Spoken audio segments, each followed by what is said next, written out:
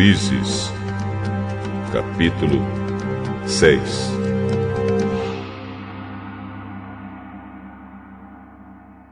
O povo de Israel pecou contra Deus, o Senhor, e por isso ele deixou que o povo de Midian os dominasse durante 7 anos.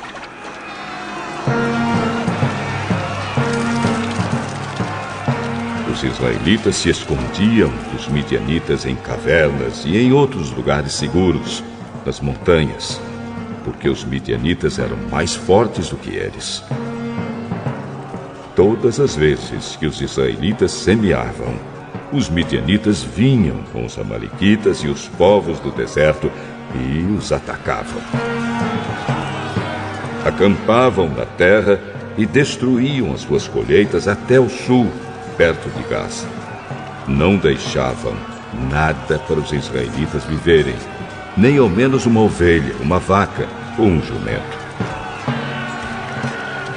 Chegavam com seu gado e as suas barracas e eram tão numerosos como gafanhotos.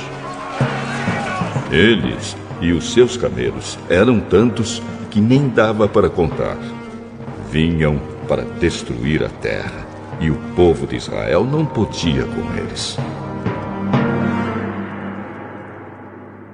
Então os israelitas pediram socorro a Deus, o Senhor. Quando eles oraram ao Senhor por causa dos midianitas, ele mandou um profeta que lhes disse: Assim diz o Senhor, o Deus de Israel: eu tirei vocês da escravidão do Egito. Eu os livrei dos egípcios e dos que lutaram contra vocês aqui, nesta terra. Expulsei os seus inimigos e dei a vocês a terra deles. Eu disse que sou o Senhor, o seu Deus, e que vocês não deviam adorar os deuses dos amorreus que viviam nesta terra. Mas vocês não quiseram me ouvir. Então o anjo do Senhor veio e sentou-se debaixo de um carvalho que havia perto do povoado de Ofra. Esse carvalho pertencia a Joás, que era da família de Abiezer.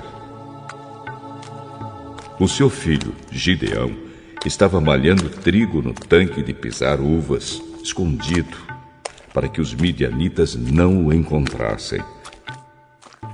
Então um anjo do Senhor apareceu a ele e disse: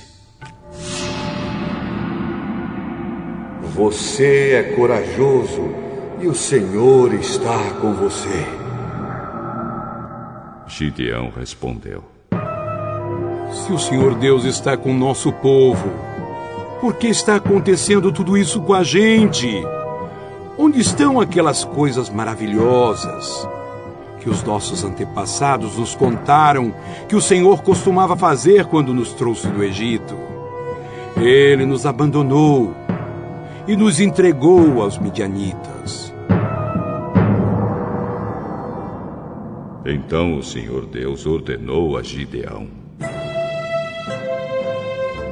vá com toda a sua força e livre o povo de Israel dos midianitas. Sou eu quem está mandando que você vá.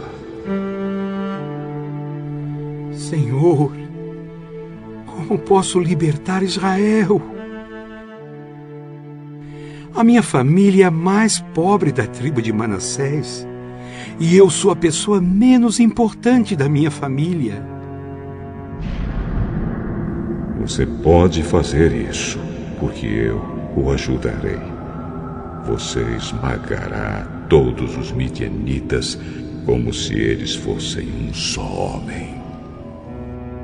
Se tu estás contente comigo, então dá-me uma prova de que és tu mesmo que está falando.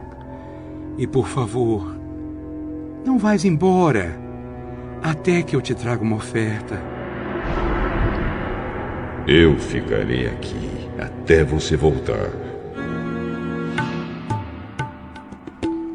Então Gideão entrou, cozinhou um cabrito e fez pão sem fermento com mais ou menos 10 quilos de farinha. Pôs a comida numa cesta e pôs o caldo numa panela. Levou tudo e entregou ao anjo do Senhor que estava debaixo do carvalho. Então o anjo ordenou: põe a carne e o pão nesta pedra e derrame o caldo em cima.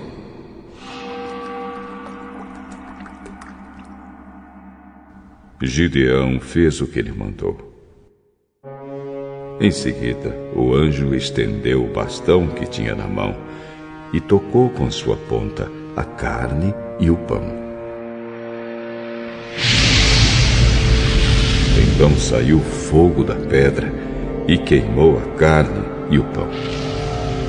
E o anjo desapareceu.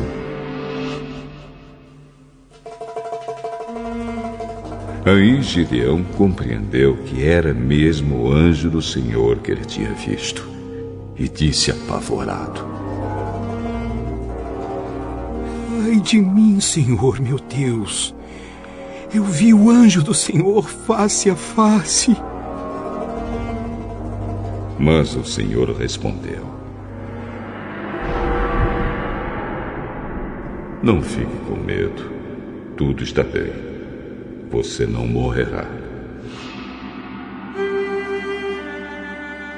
Gideão construiu ali um altar para Deus, o Senhor, e o chamou de O Senhor é Paz. E até hoje esse altar está em Ofra, cidade que pertence às famílias de Abiezer. Naquela noite o Senhor disse a Gideão: leve o touro que pertence a seu pai e outro touro de 7 anos, e derrube o altar do deus Baal, que é do seu pai, e também o poste ídolo que está ao seu lado. Nesse lugar alto e seguro, faça por o Senhor, seu Deus, um altar de pedras bem arrumadas. Depois, pegue o segundo touro e a madeira do poste arrancado e queime tudo no altar como sacrifício.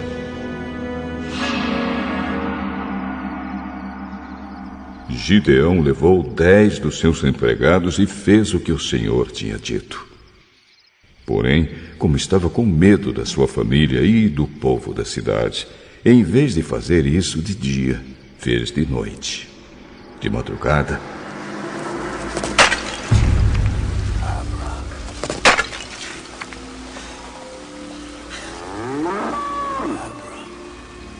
quando os homens da cidade se levantaram, acharam o altar de Baal e o poste ídolo derrubados, e o segundo touro queimado no altar que tinha sido construído ali. E perguntavam: quem será que fez isso? Procuraram saber e descobriram que tinha sido Gideão, filho de Joás. Então disseram a Joás: traga o seu filho aqui para ser morto, porque ele derrubou o altar de Baal e o poste ídolo. Mas Joás disse a todos os que estavam ali reunidos contra ele: vocês estão defendendo Baal? Quem o defender será morto antes do amanhecer. Se Baal é Deus, ele mesmo que se defenda. O altar dele é que foi derrubado. Daquele dia em diante, Gideão passou a ser chamado de Jerubaal, pois Joás tinha dito: que Baal mesmo se defenda. O altar dele é que foi derrubado. Então todos os midianitas, os amalequitas e os povos do deserto se juntaram e atravessaram o rio Jordão e acamparam no vale de Jezreel. E o Espírito do Senhor dominou Gideão. Ele tocou uma corneta feita de chifre de carneiro, e os homens do grupo de famílias de Abiezer foram juntar-se a ele. Gideão enviou também mensageiros para chamar os homens das tribos de Manassés, de Azer, de Zebulão e de Naftali. E eles também foram se juntar a ele. Então Gideão disse: Ó Deus, tu dissestes que queres me usar para libertar o povo de Israel. Pois bem, vou pôr um pouco de lã no lugar onde malhamos o trigo.